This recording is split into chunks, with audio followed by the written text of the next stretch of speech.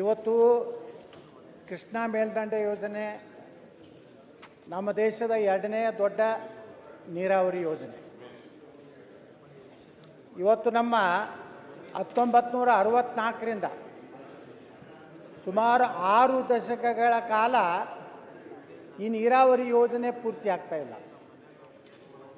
ದಿವಂಗತ ಲಾಲ್ ಬಹದ್ದೂರ್ ಶಾಸ್ತ್ರಿ ಅಂದಿನ ಪ್ರಧಾನಮಂತ್ರಿಗಳು ಶಿಲಾನ್ಯಾಸ ಮಾಡುವಾಗ ಮೊದಲ ಹಂತ ಮತ್ತು ಎರಡನೇ ಹಂತ, ಮೊದಲ ಹಂತದಲ್ಲಿ 119 TMC, ಎರಡನೇ ಹಂತದಲ್ಲಿ 54 TMC ಒಟ್ಟು ಬಳಕೆ ಮಾಡಿಕೊಂಡು 173 TMC ಬಳಕೆ ಮಾಡ್ಕೊಳ್ಳಿಕ್ಕೆ 120 ಕೋಟಿ ಮಾತ್ರ ಆವಾಗ ಖರ್ಚಾಗ್ತಿತ್ತು.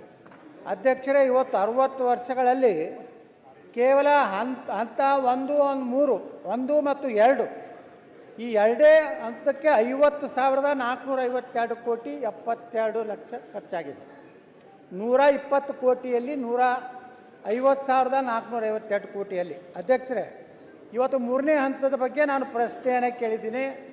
ನೀವು ಪರಿಹಾರ ಎಷ್ಟು ಕೊಡ್ತೀನಿ ಅನ್ನುವಂಥದ್ದನ್ನು ಈಗಾಗಲೇ ಸಚಿವರು ಹೇಳಿದಂತೆ ಇವತ್ತು ನಮ್ಮ ಇಡೀ 524.6 ಈ ಎತ್ತರ ಆಗಬೇಕಾದ್ರೆ ಒಟ್ಟು ಮುಳುಗಡೆ ಜಮೀನು ನೀರಾವರಿ ಏನು ಬ್ಯಾಕ್ ವಾಟರ್ ಸಲುವಾಗಿರುವಂತಹದ್ದು 75,563, ಪುನರ್ವಸತಿ ಕೇಂದ್ರಗಳಿಗೆ ಸನ್ಮಾನ್ಯ ಅಧ್ಯಕ್ಷರೇ 6,467, ಕಾಲುವೆಗಳ ನಿರ್ಮಾಣಕ್ಕೆ 51,837 ಎಕರೆ, 1,33,867 ಎಕರೆ ಸ್ವಾಧೀನ ಮಾಡ್ಕೋಬೇಕಾಗಿದೆ.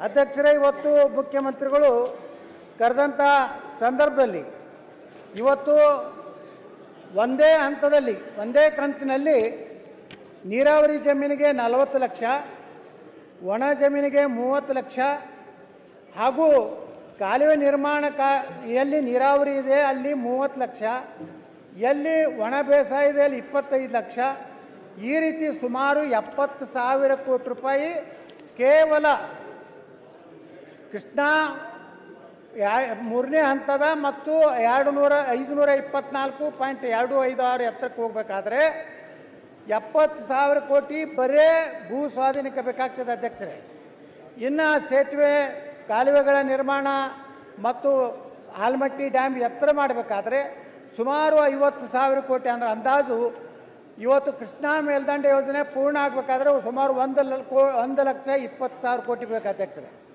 ಆದರೆ ನಾನು ಸನ್ಮಾನ್ಯ ಸಚಿವರಲ್ಲಿ ಕೇಳಿಕ್ಕೆ ಬಯಸ್ತಾ ಇದ್ದೀನಿ, ಇಂಥ ಒಂದು ದೊಡ್ಡ ಯೋಜನೆ ಇಡೀ ಉತ್ತರ ಕರ್ನಾಟಕ ಅಲ್ಲ ತುಮಕೂರು ಭಾಗದವರೆಗೆ 70% ತನ್ನ ಕೃಷ್ಣಾ ಕೊಳ್ಳ ಏನಂತೇಳಿ ನಾವು ಕರೆಸ್ಕೋತಾ ಇದೆ.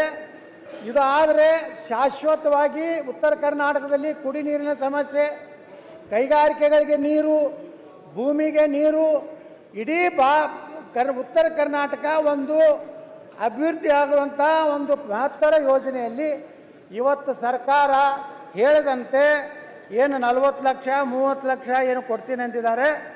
ಆದರೆ ದುರ್ದೈವನಂದ್ರೆ ಅಧ್ಯಕ್ಷರೇ, ಇನ್ನೂವರೆಗೂ ಏನವರು ಅವರೇ ಮಾನ್ಯ ಮುಖ್ಯಮಂತ್ರಿಗಳ ಅಧ್ಯಕ್ಷತೆಯಲ್ಲಿ ಉಪಮುಖ್ಯಮಂತ್ರಿಗಳ ನೇತೃತ್ವದಲ್ಲಿ ಕರೆದಂಥ ಸಭೆಯಲ್ಲಿ ನಾವು 40 ಲಕ್ಷ ಒಂದೇ ಟೈಮ್ ಪರಿಹಾರ ಕೊಡ್ತೀವಿ, 30 ಲಕ್ಷ ಒಣ ಬೇಸಾಯದವ್ರು ಕೊಡ್ತೀನಿ ಅಂತಿದ್ರು. ಇನ್ನೂವರೆಗೂ ಯಾವುದೇ ಪ್ರಕ್ರಿಯೆ ಆಗಿಲ್ಲ. ನಾ ಪ್ರಶ್ನೆ ಮಾಡೋದೇನೆಂದರೆ, ಈ ಉತ್ತರ ಕರ್ನಾಟಕದ ಜೀವನದಿ ಆದಂಥ ಕೃಷ್ಣೆಯ ಈ ಆಲಮಟ್ಟಿ ಯೋಜನೆಯನ್ನು ಎಷ್ಟು ದಿವಸಗಳೊಳಗೆ ಮುಗಿಸ್ತೀರಿ? ಇದಕ್ಕೆ ಬೇಕಾದಂಥ ಸುಮಾರು 1,10,000 ಕೋಟಿ ರೂಪಾಯಿ ಯಾವ್ಯಾವ ಮೂಲದಿಂದ ಸಂಗ್ರಹ ಮಾಡ್ತೀರಿ? ಇದಕ್ಕೊಂದು ಟೈಮ್ ಫಿಕ್ಸ್ ಮಾಡಿ, ಒಂದು ನಿಗದಿ ಮಾಡಿ, ನೀವು ಯಾವುದಾದ್ರೂ ವಿಶ್ವ ಬ್ಯಾಂಕ್ನಿಂದ ಅಥವಾ ಯಾವುದಾದ್ರೂ ಮೂಲದಿಂದ ತಗೊಂಡು ಈ ಯೋಜನೆಯನ್ನು ಎಷ್ಟು ದಿವಸದೊಳಗೆ ಪೂರ್ತಿ ಮಾಡ್ತೀರ ಅನ್ನೋಂಥ ಪ್ರಶ್ನೆಗೆ ಉತ್ತರ ಕೊಡಬೇಕಂತ ಕೇಳ್ಕೊಳ್ತಾ ಇದ್ದೀನಿ. ಅಧ್ಯಕ್ಷರೇ, ಹಿರಿಯ ಶಾಸಕರಂತ ಬಸವಗೌಡ ಪಾಟೀಲ್ ಯತ್ನಾಳ್ರವರು ನಮ್ಮ ಸರ್ಕಾರದ ಬಹಳ ದೂರದೃಷ್ಟಿಯ ಯೋಜನೆಯ ಬಗ್ಗೆ ಚರ್ಚೆ ಮಾಡಿದ್ದಾರೆ. ಬಹುಶಃ ನಮ್ಮ ಸರ್ಕಾರ ನಾವು ಬಂದಮೇಲೆ ಸಿದ್ದರಾಮಯ್ಯನವರು ನಾವು ಎಲ್ಲ ಕೂತ್ಕೊಂಡು ಈ ತೀರ್ಮಾನ ನಾವೇನು ತೆಗೆದುಕೊಂಡಿದ್ದೇವೆ, ಬಹುಶಃ ಯಾರೂ ಇಂಥ ಧೈರ್ಯ ಮಾಡಿರಲಿಲ್ಲ. ಸಿದ್ದರಾಮಯ್ಯನವರು ನಾವು ಎಲ್ಲ ಕೂತ್ಕೊಂಡು ಎಲ್ಲ ಶಾಸಕರನ್ನು ಕರೆದು ಕೂತ್ಕೊಂಡು ಚರ್ಚೆ ಮಾಡಿ, ಹಿಂದೆ ಬೊಮ್ಮಾಯಿಯವ್ರ ಕಾಲದಲ್ಲಿ ಏನಾಗಿತ್ತು ಅದನ್ನು ಮಾರ್ಪಾಟ್ ಮಾಡಿ ಇದನ್ನು ಈ ರೂಪಕ್ಕೆ ತೆಗೆದುಕೊಂಡು ಬಂದಿದ್ದೇವೆ.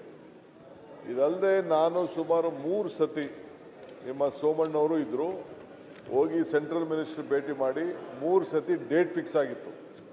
ಡೇಟ್ ಫಿಕ್ಸ್ ಆದಂಥ ಸಂದರ್ಭದಲ್ಲಿ ಒಂದು ಸತಿ ಮಹಾರಾಷ್ಟ್ರದವರು ಅವಾರ್ಡ್ ಆಗಬೇಕು ಅಂತ, ಫಸ್ಟ್ ಅವಾರ್ಡ್ ಮಾಡಿಸ್ಬೇಕು ಅಂತ ಅವಾರ್ಡ್ ಮಾಡೋದನ್ನ 2013ರಿಂದ ಇವತ್ತವರೆಗೂ ಅವಾರ್ಡ್ ಪಾಸ್ ಮಾಡ್ತಾ ಇಲ್ಲ. ಅವಾರ್ಡ್ ಆಗಬೇಕು ಅಂತೇಳಿ ನಾವು ಪ್ರಯತ್ನ ಮಾಡಿ ಕೊನೆಗೆ ಒಂದು ಸತಿ ಮಹಾರಾಷ್ಟ್ರದವರು ಅಡ್ಡ ಹಾಕಿದ್ರು. 2ನೇ ಸತಿ ನಾನಿಲ್ಲಿ ದಾಖಲೆ ಹೇಳ್ತಾ ಇದ್ದೀನಿ, 2ನೇ ಸತಿ ಆಂಧ್ರ ಪ್ರದೇಶ್ ಅವರು ಇದನ್ನು ನಿಲ್ಲಿಸಿದ್ರು. ಮತ್ತೆ ಮಿನಿಸ್ಟ್ರು ನನಗೆ ಬರೆದಿದ್ದಾರೆ, ಕೆಲವರು ಕಾರಣಾಂತರದಿಂದ ನಾನು ಮುಂದೂಡಿದ್ದೀನಿ ಅಂತೇಳಿ ತಿಳಿಸಿದ್ದಾರೆ. ನಾವು ಇದಕ್ಕೆ ಬದ್ಧವಾಗಿದ್ದೇವೆ. ಎಲ್ಲರೂ ದುಡ್ಡು ತರ್ತೀವೋ ಏನು ಮಾಡ್ತೀವೋ ಅದಕ್ಕೆಲ್ಲ ಈಗಾಗಲೇ ನಾವು ಪ್ಲಾನ್ ಆಫ್ ಆ್ಯಕ್ಷನ್ ಹಾಕ್ಕೊಂಡಿದ್ದೀವಿ.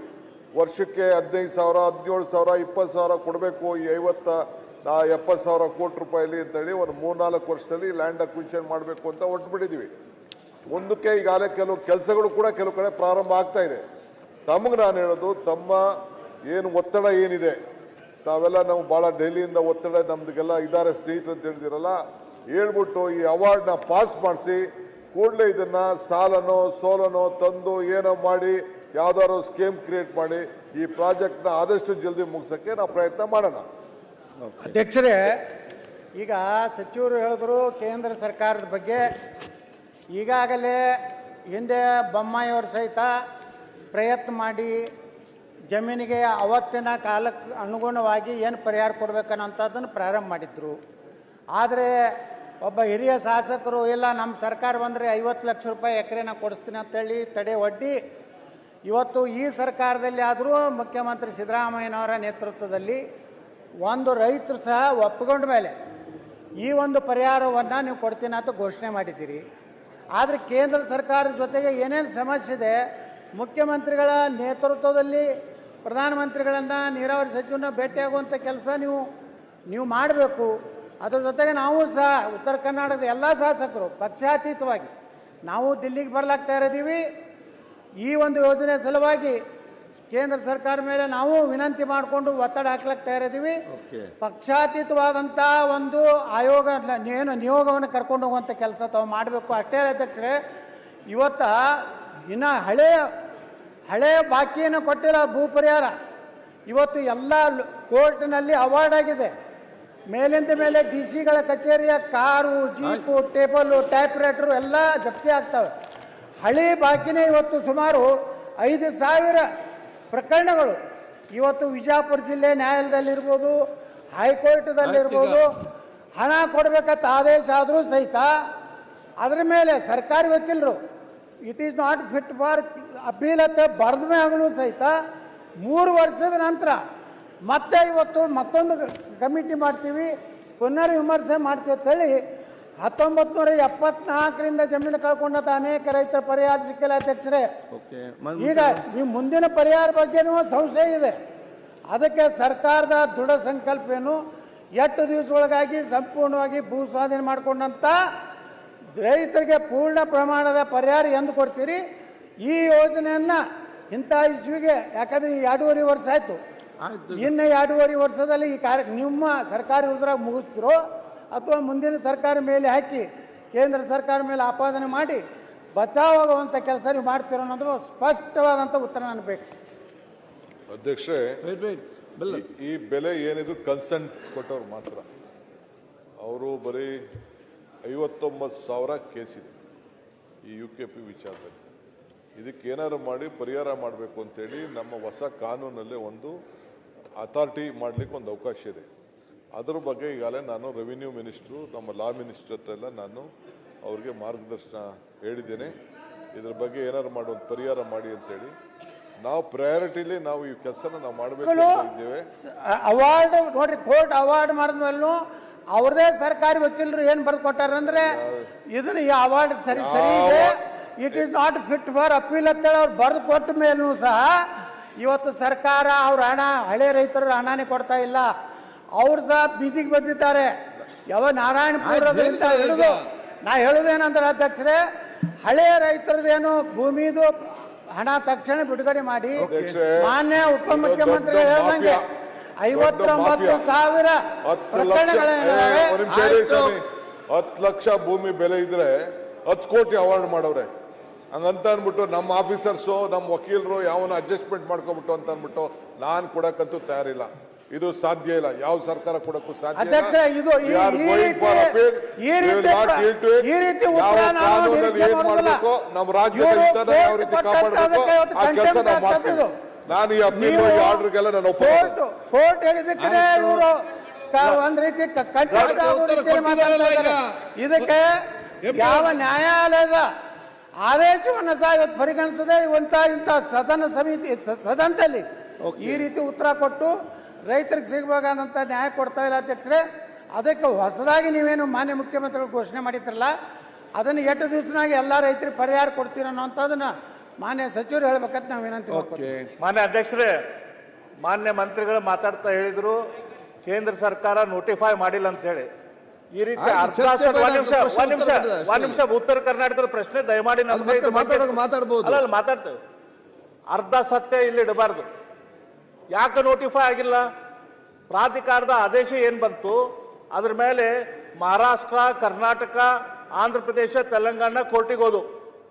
ಮಹಾರಾಷ್ಟ್ರದ ಆರ್ಗ್ಯುಮೆಂಟ್ ಆಗೈತಿ, ಕರ್ನಾಟಕದ ಆರ್ಗ್ಯುಮೆಂಟ್ ಆಗೈತಿ, ತೆಲಂಗಾಣದ ಆರ್ಗ್ಯುಮೆಂಟ್ ಆಗೈತಿ, ಆಂಧ್ರ ಪ್ರದೇಶದ ಆರ್ಗ್ಯುಮೆಂಟ್ ಇನ್ನೂ ಆಗಿಲ್ಲ. ಆ ಎಲ್ಲ ಆರ್ಗ್ಯುಮೆಂಟ್ ಆದ್ಮೇಲೆ ಕೇಂದ್ರ ಸರ್ಕಾರ ನೋಟಿಫೈ ಮಾಡಕ್ಕಾಗುತ್ತೆ.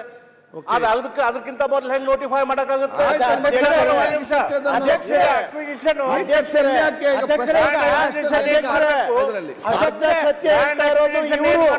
ಅರ್ಧ ಸತ್ಯ ಹೇಳ್ತಾರೆ. ಆದ್ರೆ ಕೋರ್ಟ್ ಎಲ್ಲೂ ಕೂಡ ಅಧಿಸೂಚನೆ ಹೊರಡಿಸಬೇಡಿ ಅಂತ ಎಲ್ಲೂ ಹೇಳಿಲ್ಲ. ಸ್ಟಾಟಸ್ ಕೋ ಕೊಟ್ಟಿಲ್ಲ, ಸ್ಟೇ ಕೊಟ್ಟಿಲ್ಲ. ಅಧಿಸೂಚನೆ ಹೊರಡಿಸ್ಲಿಕ್ಕೆ, ಗೆಜೆಟ್ ಮಾಡ್ಲಿಕ್ಕೆ, ನೋಟಿಫೈ ಮಾಡ್ಲಿಕ್ಕೆ ಯಾವುದು ನಿಬಂಧನೆ ಇಲ್ಲ. ಆರ್ಗ್ಯುಮೆಂಟ್ ಪಾಡಿಗೆ argument. However the award can be is fit to be notified.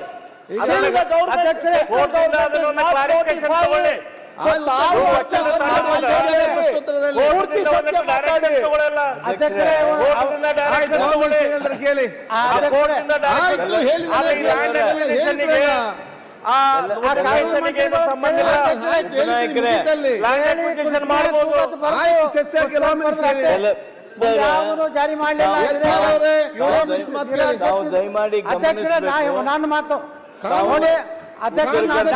ಅಂದ್ರೆ ಇವತ್ತೇನು ಮಾನ್ಯ ಉಪಮುಖ್ಯಮಂತ್ರಿಗಳು ಕೋರ್ಟುಗಳು ಕೊಟ್ಟಂತದನ್ನ ಒಪ್ಪುವುದಿಲ್ಲ. 10 ಲಕ್ಷಕ್ಕೆ 10 ಕೋಟಿ ರೂಪಾಯಿ ಮಾಡ್ಯಾರ ಅಂತೇಳಿ ಇವತ್ತು ನ್ಯಾಯಾಂಗದ ಬಗ್ಗೆ, ನಮ್ಮ ರೈತರ ಬಗ್ಗೆ ಅಪಮಾನಕಾರಿಯಾಗಿ ಮಾತಾಡಿದ್ದಕ್ಕೆ ನಾನು ಇದನ್ನು ಖಂಡಿಸುತ್ತಾ ಸಭಾತ್ಯಾಗ ಮಾಡ್ತೇನೆ. ಸನ್ಮಾನ್ಯ ಅಶೋಕ್ ಕುಮಾರ್ ರೈ, ಮಾನ್ಯ ಉಪನಾಯಕರು ಬೆಲ್ಲದವರು ಆ ನೋಟಿಫಿಕೇಶನ್ ಆಗದೆ ಇರೋದಕ್ಕೆ ನೀವೇನೇನೋ ಸಬೂಬು ಕೊಟ್ರಿ.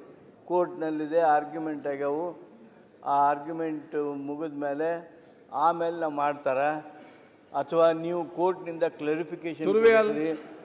ನಾನು ತಮ್ಮನ್ನು ಕೇಳ್ತೀನಿ, ಉತ್ತರ ಕರ್ನಾಟಕದ ಬಗ್ಗೆ ಕಾಳಜಿಯಿಂದ ಮಾತಾಡ್ತಾ ಇದ್ದೀರಲ್ಲ, ಈ ಕಾವೇರಿ ಇಶ್ಯೂದಲ್ಲಿ ಅದು ಕೋರ್ಟ್ನಲ್ಲಿದ್ದಾಗ, ಆರ್ಗ್ಯುಮೆಂಟ್ ನಡೆದಾಗ ಅದು ಹೆಂಗೆ ನೋಟಿಫಿಕೇಶನ್ ಆಯಿತು? ಮಾದಾಯಿ ವಿಚಾರದಲ್ಲಿ ಅದು ಹೆಂಗೆ ನೋಟಿಫಿಕೇಶನ್ ಆಯಿತು? ಇದಕ್ಕೆ ಯಾಕೆ ಬರುತ್ತೆ? ದಯಮಾಡಿ ಸತ್ಯವನ್ನು ಸಂಪೂರ್ಣ ಬಿಚ್ಚಿಡಿ. ಹಾಗೂ ನಮ್ಮ ಉತ್ತರ ಕರ್ನಾಟಕಕ್ಕೆ ಆಗ್ತಕ್ಕಂಥ ಅನ್ಯಾಯ ಬಂದಾಗ ಅದಕ್ಕೆ ರಾಜಕೀಯ ಮಾಡೋದಕ್ಕೆ ನಾವ್ಯಾರು ಬಯಸೋದು ಬೇಡ ಅಂತೇಳಿ ತಮ್ಮಲ್ಲಿ ಹೇಳ್ತೀವಿ. ಸರ್, ಮಾದಾಯಿ ವಿಚಾರದಲ್ಲಿ ಅದ್ರ ಬಗ್ಗೆ ಕರ್ನಾಟಕದ ಚರ್ಚೆ ಬಂದಾಗ ಪೂರ್ತಿಯಾಗಿ ಅಶೋಕ್ ಕುಮಾರ್ ರೈ, ಆದ್ರೆ ಮಹದಾಯಿದಲ್ಲಿ ಎನ್ವೈರನ್ಮೆಂಟಲ್ ಕ್ಲಿಯರೆನ್ಸ್ ಬಂದ ಮೇಲೆ ಇದ ನಮ್ಮ ಮುಖ್ಯಮಂತ್ರಿಗಳು ಹೇಳಿದ್ರು ನೋಟಿಫೈ ಮಾಡೋದಿಲ್ಲ.